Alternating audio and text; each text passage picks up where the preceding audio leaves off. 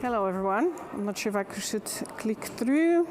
Yeah, so it's me. Okay, so let's get it started. So if I ask you the question, what is 1 in 4?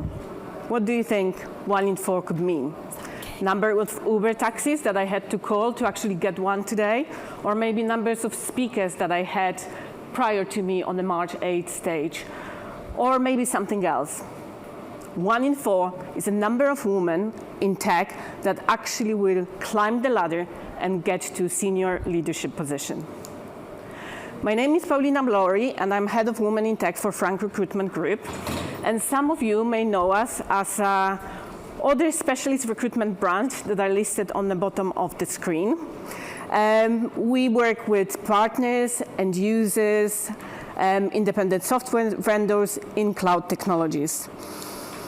So our business in numbers, just to let you know a little bit more about Frank Recruitment Group. So we are on the market for the last nearly 16 years, since 2006.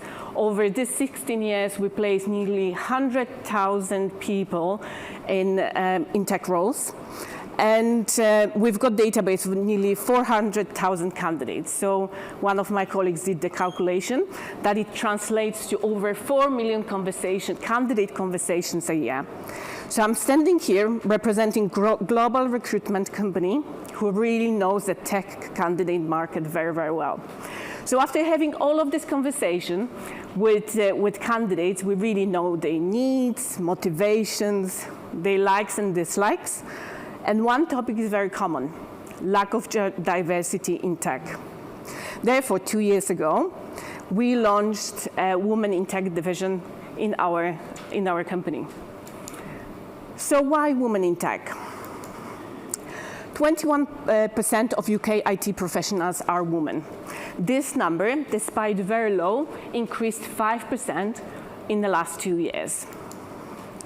Shockingly, 50% of women in tech industry do drop out from tech by the age of 35. So when you think about your tech department, about your tech colleagues, tech women colleagues, think that half of them are not going to be in tech when they reach 35. And also another shocking statistic, only 1 in 20 of women in tech will reach senior leadership level. So why are we actually looking into women in tech? Why is it important to organizations, and why is it important to the businesses? It's not only good and right thing to do, and it's not only the fact that businesses who's got diverse workforce do outperform their competitors by 35%, but also women in tech give you the competitive difference. One of my clients, by actually hiring more women, got more contracts and more partners, because there is more and more companies out there who try to partner up with companies with the same values. Another one of my clients actually widened the candidate pool because they hired returners. So they hired someone who was out of the industry for maybe 5 or 7 years. So they attract obviously this talent, but they widened the talent pool, and they obviously had a very good story to attract other employees as well. So definitely women in tech and inclusivity and diversity reduce staff turnover, improve company reputation, and enhance creativity and innovation. So what is it, inclusive hiring? So let's start with definition of inclusivity. The practice or policy of providing equal access to opportunities and resources for people who might otherwise be excluded or marginalized, such as those having physical or mental disabilities or belonging to other minority groups. What is it, inclusivity in hiring? Recognizing diversity and embracing a wide range of qualities and perspectives that candidates can bring to the organization. When we speak about inclusivity in hiring, we don't speak only about the gender. We speak also about the race, religion, age, sexual orientation, neurodiversity, etc. We in FRG, we've got Women in Tech team that I'm leading, so most of the examples that I'm going to show today and I'm going to talk through today are based on our findings from Women in Tech team. But like someone once said, what is good for women is good for people. Therefore, we could apply them to include all. So first of all, important findings. So for the last 2 years, out of my 13-year career in tech recruitment, I focus purely on recruitment of women in tech. And there are significant behavioral differences between how women and men approach the job search. Firstly, women usually apply to one job at a time, and they go through one interview process.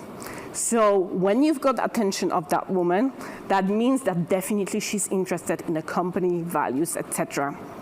It also takes much longer to attract women to take part in the interview process, making our job a little bit more difficult, because it's 8 conversations versus 2 conversations with men.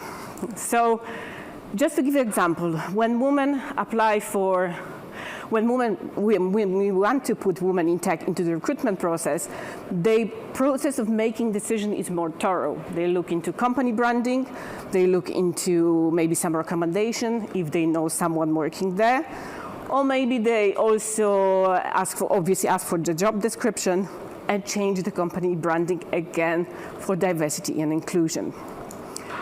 And also, by the nature of my job, I work for a recruitment agency. There is loads and loads of IT leaders coming and asking questions, how are we going to attract more women into IT?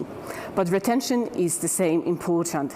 Therefore, we in our team do not focus only to attract more women into tech, but ensuring that they are going to stay there. So how to close the gender gap? We are going to look into every element of women's career in the company. So we are going to start with recruitment process, so attracting, hiring, and integration, going through the development, so developing people, assessing performance, and then obviously managing compensation and retaining strong talent and performance, because we need to ensure that we are actually looking through the retention as well. So first up, attraction. First of all, there is loads and loads of talk about job description. So make sure that your job description is actual to the job that you are advertising, that it's broad, because it's very difficult to find a very good candidate in tech. So it's even more difficult to find women in tech. So make sure that your job description is very broad. But look also into your recruitment team. We've got loads of people internally, we're a big recruitment firm, that say that they actually decided to work for us because they actually were interviewed by women and they could see this diversity. So is your team very diverse? And again, company branding. Like I said, it takes 8 conversations to convince women to take part in the recruitment process, in comparison to 2 conversations to convince men. So company branding, your D&I statements, your wording and explaining your benefits, and also showcasing the stories of women are very important. Next is hiring. And the reason why we are going through every single stage of the woman's career in the business is because if you are noticing any dropouts on any stages, this is the stage that you have to address. And hiring is about interview process. So how is your interview process? Basically, do you have diverse panelists on the interview? Do you have women in your interview process as well? Some companies even schedule 4 interviews in one go because they don't want the one person to make decision whether this person is going to the next stage or not. And obviously, educate your team. So gender bias training that really need to be done for everyone, not only for the recruitment team. And then integration is very important. It's proven that women need 4 times more touch points, especially now in the remote world, in order to actually feel welcome and integrated in the business. So it's one way of looking into it. Another way, actually make sure that all of the team building tasks that you are organizing, that they are very inclusive. Because going out for a drink on a Friday night may not be inclusive for all. If you think about working mom, she probably needs to get back home, pick up her kids from school and the nursery, and cannot participate. So let's look further. Development. And like we already mentioned, there is a massive dropout between number of women that entering the tech industry and number of them that remain and progress in the role. So looking into assessing performance and developing people, you need to ensure that you are making it all very objective, that you are assigning people to the projects, to certification pathways, that you are putting them on a certain trainings based on the tangible and measurable metrics. That you've got, I would say that the criteria are very objective, and you make a decision based on merit. So I would say that's very important. And again, coming back here to the gender bias, that it's not only the training that should be undertaken by recruitment team, but everyone in the organization who is responsible for that person, that individual career, whether it's a woman or a man. And retention.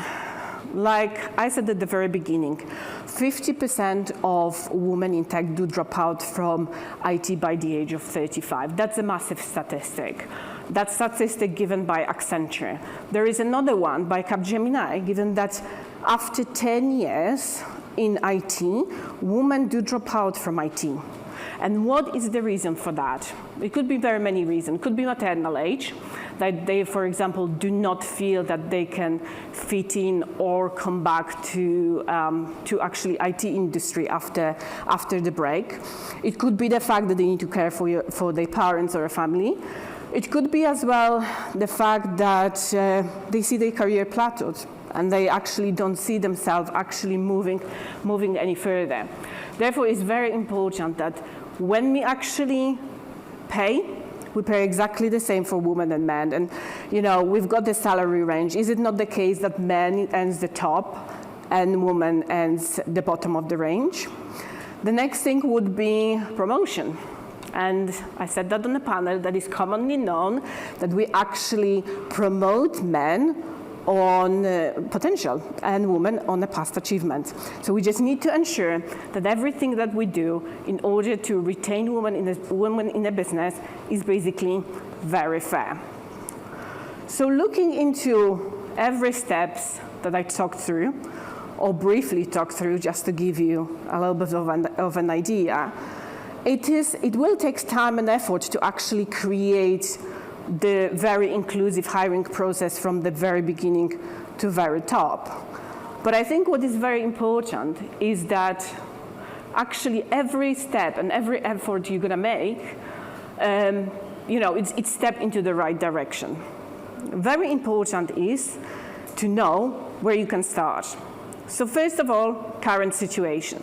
So before making any changes about your promotions, about your hiring, about retaining talent, ensure that you know where you're at the moment. How many women do you have in the team? On what level? How do you assess performance, etc. The next one is time. So one of the biggest regrets of my clients is time, because this is the quickest way for us as a company, having 80% of the market being male, to create a shortlist that is basically all male. So the biggest regret of the clients is basically lack of planning and hiring ad hoc. So make sure that you actually plan your hiring. And to create a little bit of a guide, Frank Recruitment Group, we launched last year Tech's Leading Woman White Paper. The white paper that I don't know if you can download that actually from the screen. We've got a few hard copies as well. The white paper that is based on 36 interviews of CIO and CTO females of their journey to top of tech. And this is actually a great overview, great tool of actually loads of practical insight and loads of very good ideas of how women do see the industry. Very interesting is that very often IT is the second career for a woman, so you don't necessarily need to have computer science degree.